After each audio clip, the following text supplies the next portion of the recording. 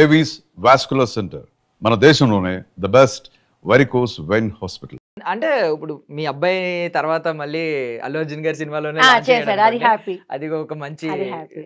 But తర్వాత ఏంటంటే పవన్ కళ్యాణ్ గారితో ఆయన సినిమా తీశారు. అంటే తర్వాత కృషి ఆయన గారు. మధ్యలోంచి వెళ్ళిపోయారు డైరెక్టర్ గా. అవును. ఆ, హరిహర వీరమల్లు సినిమా, ఆ సినిమాకి మిమ్మల్ని ఎందుకు కాస్ట్ చేయలేదు ఆ టైంలో? అమ్మగారు చనిపోయి ఉంటాము ఏదో జరిగింది, వెళ్ళి కలిసాను, నేను సార్ని కలిసాను. ఆ, నేను 3 సినిమాలు చేసేటప్పుడు నాకు 3 సార్లు 3 ప్రాబ్లమ్స్ ఉన్నాయి. మ్మ్. మన బాహుబలి టైంలో కూడా కాల్ వచ్చింది. పెద్ద క్యారెక్టర్స్ ఏం కాకపోయినా ఇప్పుడు ఆ క్యారెక్టర్స్ లో కల్పనాలత గారికి ఎట్లా ఒక ఇంపార్టెన్స్ మ్మ్. రోల్ ఉందో అట్లా గ్రూప్ లోనే క్యారెక్టర్స్ ఏనండి మ్మ్. వచ్చిన దగ్గర డైలాగ్స్ వస్తాయని క్లియర్ గానే చెప్పారు. మా మ్మ్. మదర్ చనిపోయి ఉన్నారనమాట. ఆ సినిమా అలాగే మిస్ అయ్యాను.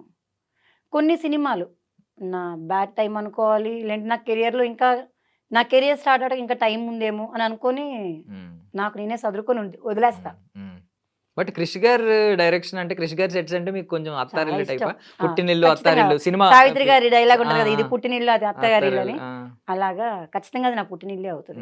పుట్టినిల్లు అది నా సినిమా. పుట్టినిల్లు. Okay okay. ఎందుకంటే నా ఫస్ట్ మూవీ నేను దానికి ముందు గంగా అనే మూవీ చేశాను, ఫస్ట్ మూవీ.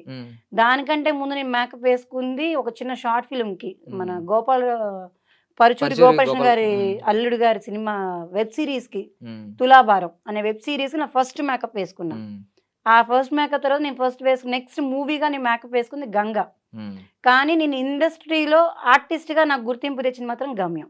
నా ఫస్ట్ మూవీస్ ఎన్ని ఉన్నా దానికి గంగా తర్వాత కూడా నేను 2-3 చిన్న సినిమాలు చేశాను, చిన్నవైనా పెద్దవైనా సరే. నాకు నేనుగా ఇది చెప్పుకుంటానికి లేని క్యారెక్టర్స్ అవి. నేను యాక్టర్స్ అండి, నా సినిమా అండి, నేను సోన్సో అండి అని నేను చెప్పుకుంటా నాకు ఒక ఐడెంటిఫై ఇచ్చింది మాత్రం గమ్యం మూవీ. గమ్యం మూవీ మనకు తెలుగులో చేశాను, తమిళ్లో చేశాను, కన్నడలో చేశాను. త్రిముఖ లాంగ్వేజ్ అని అప్పట్లోనే మంచి పేరు పడింది. ఒక్కొక్క చోట ఒక పేమెంట్ నిజంగా నేను గమ్యం మూవీకి 600 తీసుకుంటే తమిళ్లో 6000 తీసుకున్నాను, కన్నడలో ఇంకా ఎక్కువే తీసుకున్నాను. అలా పేమెంట్ కూడా కాదు అసలు, త్రిముఖ లాంగ్వేజ్ అని అప్పట్లోనే ఆ అమ్మాయి ఏంట్రా 3 లాంగ్వేజ్ లో చేసింది అనేవాళ్ళు. ఆర్టిస్ట్ పేమెంట్స్ ఎప్పుడు ఇంపార్టెన్స్ కాదండి. మన కెరియర్ పెరిగాక మనకి ఇచ్చే అమౌంట్లు పెరిగిద్దేమో కానీ నేను కాదు, ఎంత పెద్ద ఆర్టిస్ట్ అయినా ఈ ప్లేస్లో కూర్చొని చెప్పేది ఒకటే, ఆర్టిస్ట్ ఫీల్ అయ్యేది మాత్రం ఎంత నన్ను గుర్తిస్తున్నారు, నాకు ఎలాంటి క్యారెక్టర్స్ వస్తున్నాయి, నాకు వచ్చిన క్యారెక్టర్స్కి నేను ఎంత న్యాయం చేసి జనాల్లోకి క్యారెక్టర్ని తీసుకెళ్ళాను. నాకు తెలిసి నిజమైన నటులు నటి ఎవరైనా సరే ఇదే థింక్ చేస్తారు, పేమెంట్స్ కాదు. పేమెంట్ ఆటోమేటిక్గా వాళ్ళే ఇస్తారు మనం అవసరం అయితే. మనం నిరూపించుకున్నాక వాళ్ళే పిలిచి మీకు ఎంత ఇస్తామండి అని పిలుస్తారు. నేను అలా 1 డేకి 20,000 ఆ రోజులోనే తీసుకున్నా. ఈరోజు ఇంకా 5,000కి అడుగుతారు ఒక్కోసారి ఫోన్ చేసి. అది నా అదృష్టం అనుకుంటా. ఏం చేస్తాం, వీళ్ళు ఇంకా నన్ను గుర్తించలేదులే పాపం అనుకొని వదిలేస్తాను, అంతే కదా. ఫోన్ చేసి అడిగేవాడికన్నా బుద్ధి ఉండాలి. అరే మేడం క్యారెక్టర్ ఉందా, ఓకే 10 డేస్ క్యారెక్టర్, ఓకే 3,000 5,000 మా పేమెంట్లు, ఓకే దానికి తగ్గోళ్ళని తీసుకోండి, తప్పేముంది. నేను కావాలంటే నాకు మినిమం ఇంత ఇవ్వండి, మేము ఇంత ఇవ్వలేము, మేము చేయలేమండి, చేయకుండానే ఇంత దాకా వచ్చారు. ఎవరిష్టం వాళ్ళది. ఇండస్ట్రీ పేమెంట్ మాట ఎప్పుడు తీసుకోవద్దు. నేను 3,000 కూడా నిజంగా వర్క్ చేస్తాను. కాకపోతే ఒక టైం దాటాక ఒక బ్రాండ్ ఒక ఐటెం తయారు చేస్తాం, సక్సెస్ కానంత వరకు దానికి ₹30 ₹1.5 అని పెడతాడు. అందరూ అది కొని దానికి డిమాండ్ పెరిగాక వాడు ప్రోడక్ట్ తయారు చేసుకున్న కోసం రేటు పెంచుతాడు. ప్రోడక్ట్ విలువ కోసం కదా, ప్రోడక్ట్ తయారవ్వడం కోసం అది టైం పడుతుంది కాబట్టి రేటు పెంచామనుకో కొంతమంది కొనేవాళ్ళు తగ్గిపోతారు. దాని తర్వాత వీడి ప్రోడక్ట్ అంతా తెచ్చుకున్నాక మళ్ళీ ఇంకో పావులా తగ్గించేసి మళ్ళీ సేల్స్కి పెడతాడు. అలాగే ఇండస్ట్రీకి మేము ఎప్పుడు సపోర్ట్ చేస్తాం. మేము ₹1 తక్కువైనా క్యారెక్టర్ నచ్చితే వర్క్ చేస్తాకి నేను ఎప్పుడు సిద్ధంగా ఉన్నాను. నేను పేమెంట్ గురించి ఏ రోజు థింక్ చేయను. కాకపోతే పిలుస్తున్న క్యారెక్టర్ కన్నా వాల్యూ ఉండాలి. కరెక్ట్. ఈ క్యారెక్టర్ ఈవిడ చేయించవచ్చు, ఈవిడికి ఈ డబ్బులు ఇవ్వడంలో తప్పు లేదు అనుకుంటే ₹1 నిజంగా తక్కువైనా నేను వచ్చి వర్క్ చేస్తా. ఆ క్యారెక్టర్కే విలువ లేకుండా మీరు ఇచ్చే డబ్బులు నేను దేనికి వర్క్ చేయాలి? దేవుడి దయ వల్ల తినటానికి ఉంది, ఉండటానికి ఉంది, చాలా హ్యాపీగా ఉంది నా కుటుంబం. నేను ఇండస్ట్రీలోంచి ఈరోజు ఈ 5,000 3,000 2,000 తీసుకెళ్తేనే నేను తినాలి అన్న పొజిషన్లో అయితే లేను. ఊర్లో పొలమే కానీ, ఆయనకి ఒక ఇల్లే కానీ, ఆయన చదువుకున్న ఆయన ఇండస్ట్రీ మీద ఉన్న పిచ్చితో ఏదైనా కానీ నా లైఫ్ హ్యాపీగా ఉంది. నాకు మెయిన్ థింగ్ క్యారెక్టర్స్ కావాలి, అది నేను చేయగలుగుతానని నమ్మకం మీకు కావాలి. అంటే వేదం సినిమాకి మీకు ఎక్కువ కాంప్లిమెంట్స్ వచ్చినాయి. మీరు చెప్పారు ఒక ఎవరో కొంతమంది ఎవరో చెప్పారని చెప్పారు. నమ్మలేదు ఆర్టిస్ట్ ని పెట్టారా, ఆమె ఆర్టిస్టా, ఎవరో లోకల్ ఎవరో అమ్మాయిని కాదు, తీసుకొచ్చారు. అల్లు అర్జున్ గారే గమ్యం మూవీకి నేను వర్క్ చేశాక అయింది 7up యాడ్కి వెళ్ళాం. హీరో గారిది అల్లు అర్జున్ గారిది 7up యాడ్కి, బాంబే వాళ్ళ యాడ్కి నేను మోడల్స్గా వెళ్ళా. ఏమంటే నేను ఇండస్ట్రీలో మోడల్స్గా వర్క్ చేశా, డాన్సర్గా వర్క్ చేశా, ఆర్టిస్ట్గా చిన్న ఆర్టిస్ట్గా వర్క్ చేశా. జూనియర్ ఆర్టిస్ట్గా అయితే ఇంతవరకు ఎప్పుడు చేయలేదు దేవుడి వల్ల. చిన్న artist, character artist, padding artist ప్లేస్కి వచ్చా. అలా నేను ఫస్ట్ ఎప్పుడైతే మోడల్గా చేస్తున్న టైంలో 7up యాడ్కి అల్లు అర్జున్ గారి కాంబినేషన్లో 7up యాడ్కి వెళ్ళాం షూట్కి. డస్కీ స్కిన్, ఇప్పుడన్నా కొద్దిగా కలర్ వచ్చే పిల్లలన్నా కానీ నాకు మా ఆయన పెట్టే పెట్టుడికి సారీ బో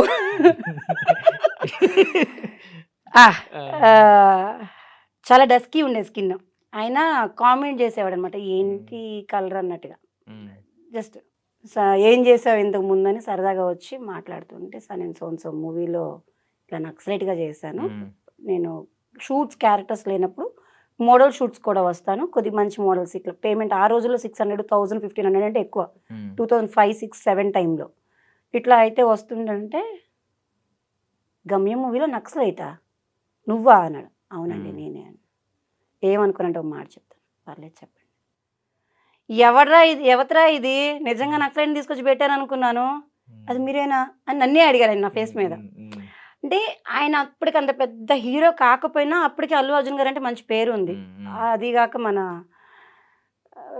చిరంజీవి గారి ఫ్యామిలీ నుంచి మేము ఆయన అంటే చాలా ఇష్టము. ఆయన నోట్లోంచి నాకు ఆ వర్డ్స్ వింటాం చాలా హ్యాపీ అనిపించింది. ఇంటికి వచ్చాక పంచుకోవాలి, అరే నన్ను ఇలా పొగిడారు, నన్ను ఇలా పొగిడారు, నన్ను ఇలా పొగిడారు అని. ఇప్పుడు ఈ సందర్భంలో మళ్ళీ ఇక్కడికి జంప్ చేయొచ్చో లేదో తెలియదు కానీ, ఆ రోజు ఆ హ్యాపీనెస్ తర్వాత నుంచి ఇప్పుడు నేను చేస్తున్న ఒక మూవీలో జేడి చక్రవర్తి గారి నోట్లో నుంచి విన్న ఆ మాటలు, ఆ రోజు నేను ఎంత హ్యాపీ ఫీల్ అయ్యానో. ఎన్నో సంవత్సరాల తర్వాత ఒక నటిని ఎట్లా పొగిడారు అల్లు అర్జున్ గారు, ఈ రోజు ఒక నటుడైన మన జైడి చక్రవర్తి గారు డైరెక్షన్ చేస్తూ ఒక క్యారెక్టర్, చిన్న క్యారెక్టర్కి 48 మంది ఆర్టిస్టులను చూసారంటండి. పెద్దవాళ్ళనే కానీ చిన్నవాళ్ళనే కానీ, మనకి ఏమంటారు, నాకు ఈ జ్ఞాపక శక్తి ఎప్పుడు వస్తుందో దేవుడి దయ వల్ల. అంటే అన్ని ఏజ్ గ్రూప్లో అన్ని ఏజ్ గ్రూప్స్ కాదు, ఈ క్యారెక్టర్స్కి ఆడిషన్స్ లాగా చేస్తుంటాం కదా, అట్లా ఆడిషన్స్ వైజ్గానే కానీ లేకపోతే పర్సన్స్ని పిలిపించి ఈ క్యారెక్టర్ స్పెషల్గా చూడటమే కానీ, ఆయన దగ్గర 48 మెంబర్స్ని చూసారంట. అలా వెళ్తున్న క్రమంలో ఒక అతను ఫోన్ చేసి, ఒక క్యారెక్టర్ అనుకుంటున్నారు, మీరు బాగుంటారని అనుకుంటున్నారు డైరెక్షన్ డిపార్ట్మెంట్, రామారావు గారు మిమ్మల్ని ఒకసారి రమ్మన్నారండి అంటే, జస్ట్ వెళ్ళి ఒక చిన్న సీను వాళ్ళు చెప్పారు, నేను చేసేసి వెళ్ళిపోయా.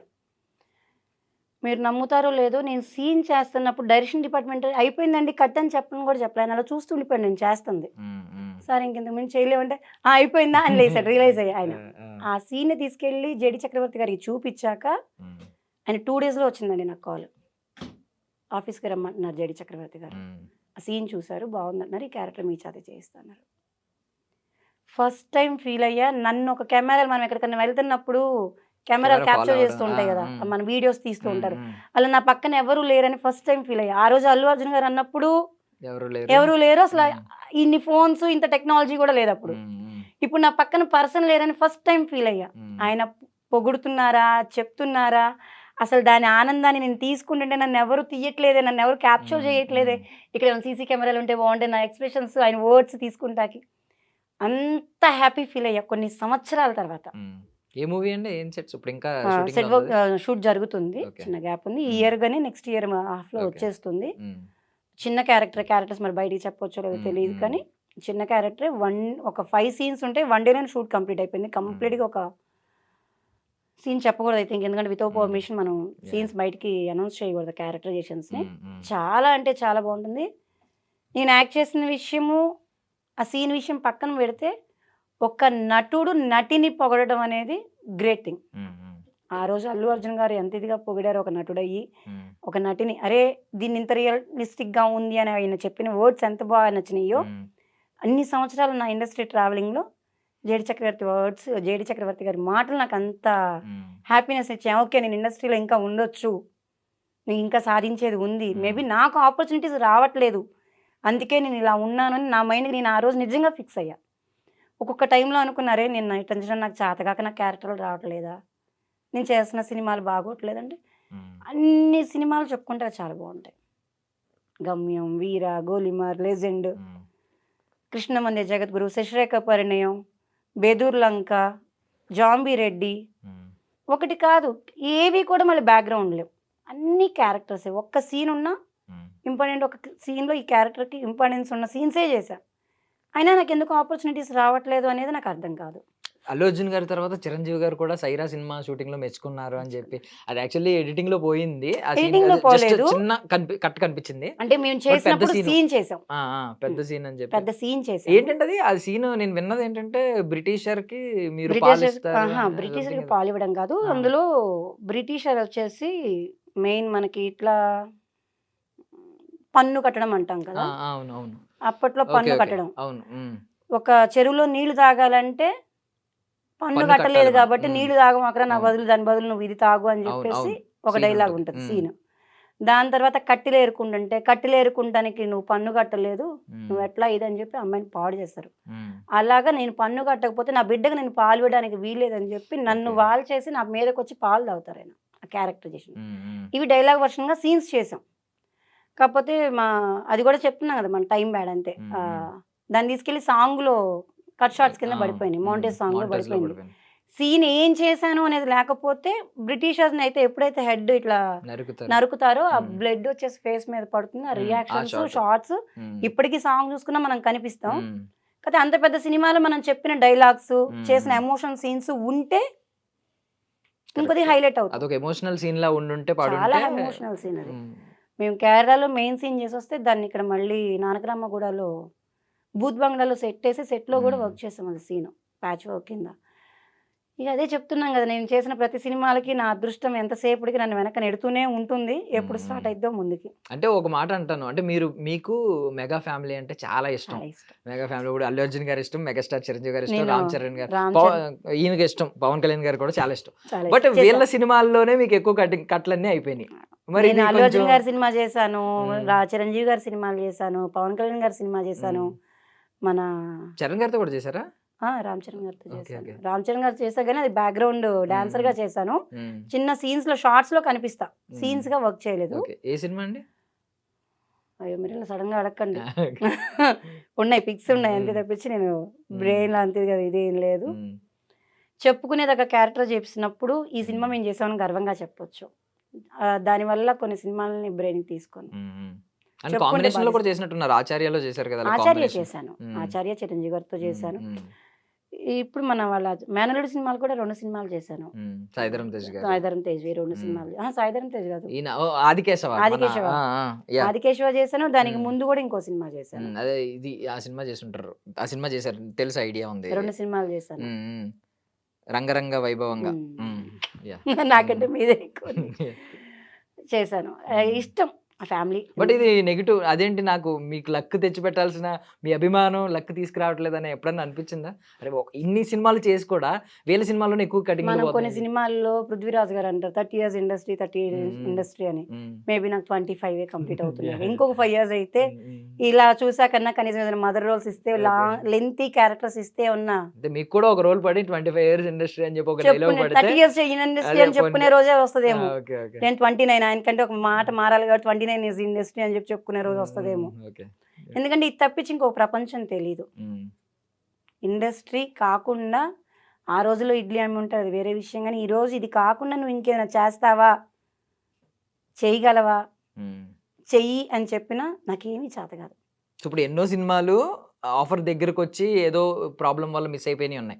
ఎన్నో సినిమాలు, వందల సినిమాలు చేసిన తర్వాత చేసిన సీన్స్ కట్ అయిపోవడం, ట్రిమ్ అయిపోవడం, మంచి సీన్లు పడకపోవడం, ఈవెన్ మీరు అవమానపడ్డానని చెప్పి ఒక సినిమా చెప్పారు. అంటే మీ వాళ్ళనే తీసుకెళ్ళి సడన్గా నేను తలెత్తుకోలేకపోయాను, ఏదో సినిమాకి తీసుకెళ్ళాను అన్నారు.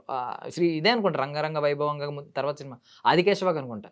ఎక్కువ సీన్లు చేశాను నేను, బట్ ఒక సీనే 2 సీన్లు మిగిలినాయి. అందులో లేదు, ఆ సినిమా క్యారెక్టర్ చేసిన ఫుల్ సీన్స్ ఉన్నాయి.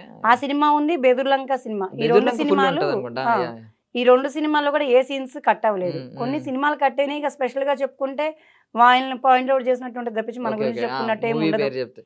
మూవీస్ చెప్పొచ్చు, బట్ ఇలా పిల్లల్ని మీన్స్ మీ పేరెంట్స్ ని, మీ హస్బెండ్ ని అండ్ మీ అత్తగారిని ఇలా తీసుకెళ్లిన తర్వాత నిజంగా సీన్స్ మీరు కూడా సర్ప్రైజ్ ఫీల్ అయిన సందర్భం?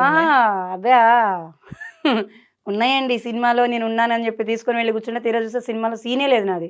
అరే సినిమా నేను చేశానని చెప్పుకున్నాను, ఇలా తీసుకొచ్చి కూర్చున్నా, నా సీన్ ఇంకా రాదే, నా సీన్ ఇంకా రాదే, నా సీన్ ఇంకా రాదే.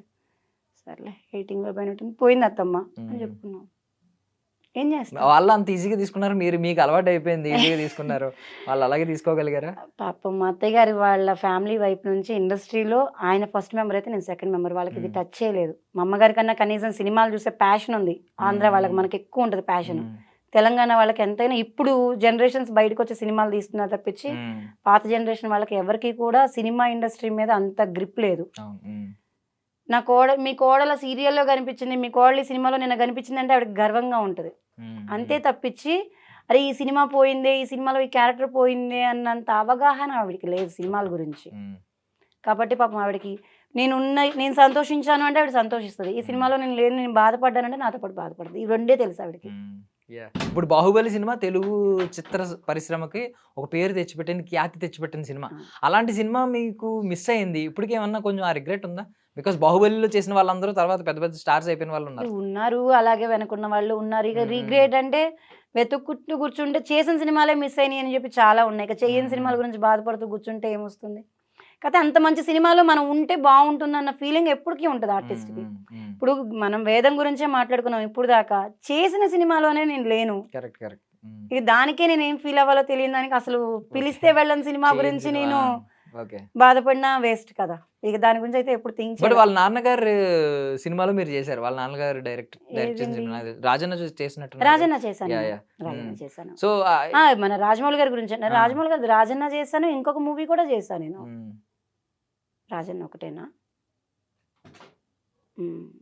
అంతే, రాజన్న ఒకటే. వాళ్ళ నాన్నగారు డైరెక్షన్ లో చేశారు. సార్ నేను అప్పుడు అక్కడ చూసాను, రాజమౌళి సార్ అక్కడ చూసాను. స్టోరీలు అన్ని ఇచ్చేవి కూడా వాళ్ళ నాన్నగారు రాజమౌళి అంటారు.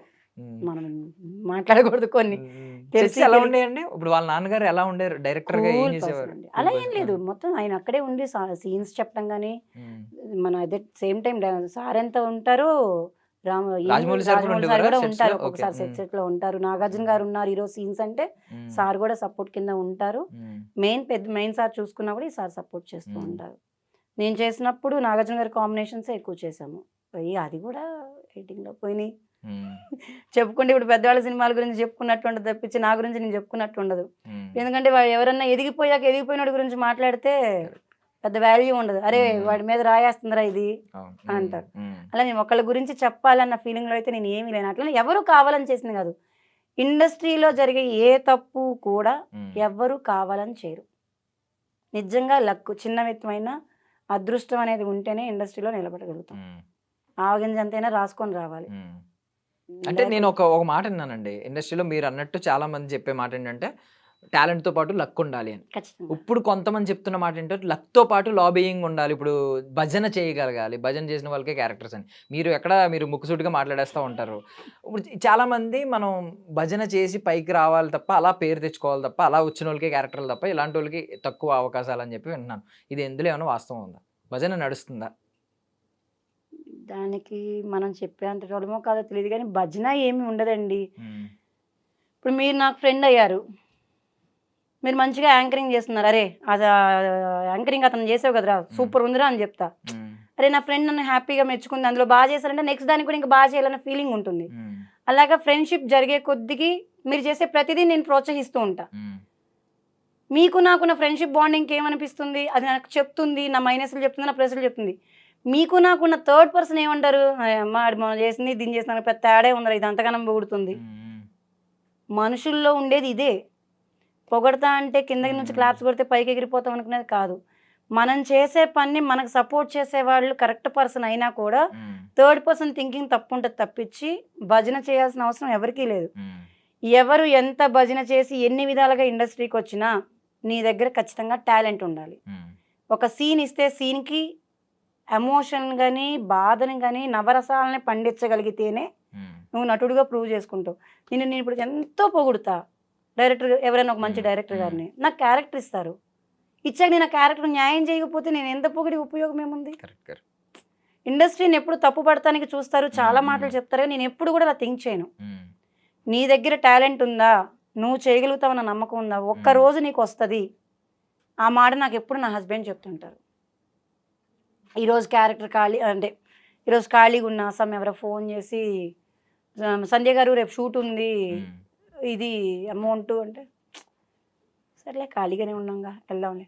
బుద్ధి ఉందా ఈయన ఇంతే అడుగుతారు, ఏమైందమ్మా నువ్వు ఎన్ని సినిమాలు చేసావు, నీ క్యారెక్టర్స్ ఎలాంటివి, వాళ్ళు పిలవంగానే ఆ అమౌంట్లకు ఎందుకు వెళ్ళిపోతున్నావు, నీకంటూ ఒక రోజు వస్తుంది వెయిట్ చేయి అని చెప్పి నన్ను ఆపి నా మంచి క్యారెక్టర్స్ కోసం నన్ను వెయిట్ చేస్తుంది. అయితే నేను యాక్టర్ అయ్యాక మా అమ్మ నన్ను ఎంత సపోర్ట్ చేస్తుందో నా తర్వాత మా అమ్మగారి తర్వాత నా హస్బెండ్ అంత సపోర్ట్ చేస్తారు. నేను పేమెంట్స్ కిందే థింక్ చేస్తే నేను వచ్చిన క్యారెక్టర్స్ అన్ని చేసుకుంటూ పోతాను, మేబీ ఏదో ఒకటి సక్సెస్ అయితే రేపు పొద్దున దీనివల్ల ఇంకోటి ప్లస్ అవుతుంది కదా అని. ఆయన అలా కాదు, నువ్వు చూసింగ్ ఫస్ట్ నుంచి కరెక్ట్గా చూసుకో, నీకు టాలెంట్ లేక కాదు, నువ్వు చేయలేక కాదు, నీకు అవకాశం వచ్చిందాన్ని సద్వినియోగం చేసుకోగాని అవకాశాల కోసం నువ్వు పరిగెత్తొద్దు అని నన్ను ఎన్నోసార్లు ఆయన ఆపారు.